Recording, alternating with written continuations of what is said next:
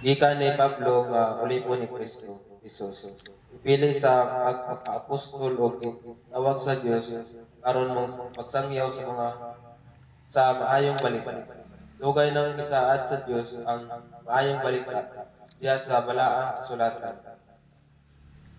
Pinaagi sa iyang mga propeta ug mahitungod kini sa iyang anak ang atong Ginoong Kristo. Natawo siya nga kaliwat ni David ug sa iyang espiritu.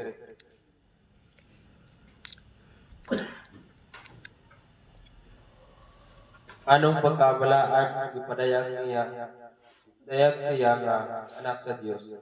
Uban sa dakong gahom, pinaagi sa iyang pagkabanhaw, pinaagi ni Kristo na dawat ko. Ikan sa Dios ang patungod sa pagka-apostol.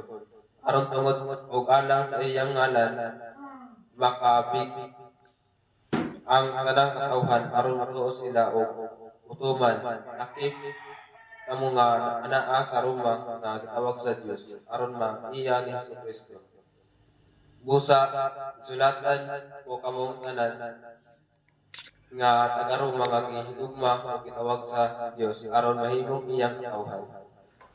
Katagan og kamong grasya o kalinaw sa Dios nga atong amahan sa Ginoong Kristo. Mo kinang atong pagbasa.